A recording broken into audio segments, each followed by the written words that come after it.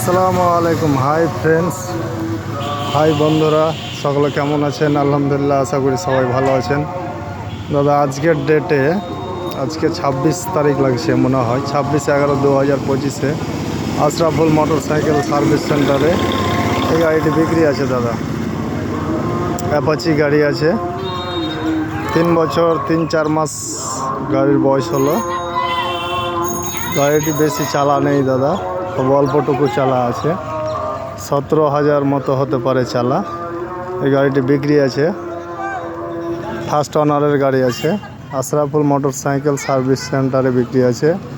স্থান হচ্ছে কুমারগঞ্জ পেট্রোল পাম্পের পাশে, থানা পুকুরিয়া, জেলা মালদা।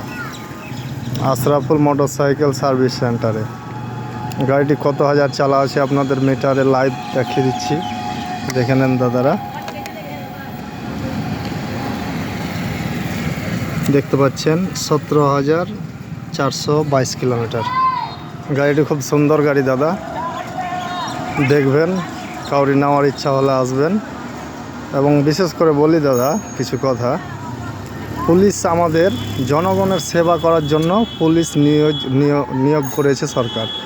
জনগণের ভালোর জন্য পুলিশ প্রশাসন আছে দাদা। এখন আমি দেখছি আমার মতে এই যে গাড়ির কেসগুলো দিচ্ছে পুলিশ, দাদা তুমি কোথাও এমনি দাঁড়িয়ে আছো বা গল্প করছো বা তুমি যাচ্ছ, পিছন থেকে পুলিশ ক্যামেরা করে কেস পাঠিয়ে দিচ্ছে। তো এটা কি পুলিশ ঠিক করছে দাদা? আমার মতে পুলিশ এক জায়গাতে দাঁড়িয়ে থাকুক, আমি হেলমেট ছাড়া বা আমার কাগজ নেই, আমি গেলাম, পুলিশ আমাকে দাঁড় করিয়ে ধরলো, আমার যা ত্রুটি আছে দেখিয়ে আমাকে একটা কেস দিল, এটা আমি দেখতে পেলাম, আমাকে কেস দিল। আর আমাকে না দেখিয়ে না বলে যে আমার বাড়ি কেস পাঠিয়ে দিচ্ছে দাদা, এটা আমার মতে পুলিশ এটা পাবলিকের উপকার করে না, পাবলিকের ক্ষতি করছে। পুলিশ আমাকে ধরবে, আমার গাড়ির পেপারস নেই বা হেলমেট নেই, পুলিশ আমাকে সামনাসামনি ধরুক, আমার গাড়িতে কেস দেখ, এটা আমাকে ভালো লাগবে, তা আপনাকেও ভালো লাগবে। কিন্তু পুলিশ আমাকে না বলে গাড়ি আমার কোথাও হয়তো দাঁড়িয়ে আছে, আমার যেমন বন্ধুর একটা গাড়ি পেট্রোল পাম্প থেকে তেল ভরে ও কুমারগঞ্জের দিকে যাচ্ছিল, আর আমাদের মাদ্রাসা মোড়ের ওখানে কে যে ফটো করেছে, কোন পুলিশে কোন ভাই আমার যে ফটো করেছে দিয়ে ফটোতে কেস দিয়ে দিয়েছে, আমার বন্ধু জানছেই না।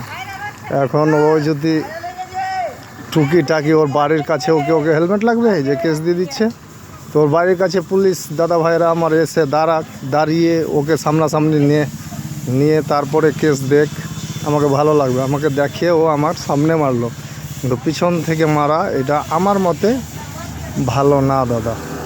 যাই হোক, আপনারা চিন্তা ভাবনা করবেন, আমি কথা যদি ভালো বলে থাকি বা আমার যদি এই মতটা সঠিক হয়ে থাকে তো তোমরা কমেন্ট করে বলো দাদা, আমি কথা ভুল বললাম না ঠিক বললাম। ধন্যবাদ দাদা, আসসালামু আলাইকুম।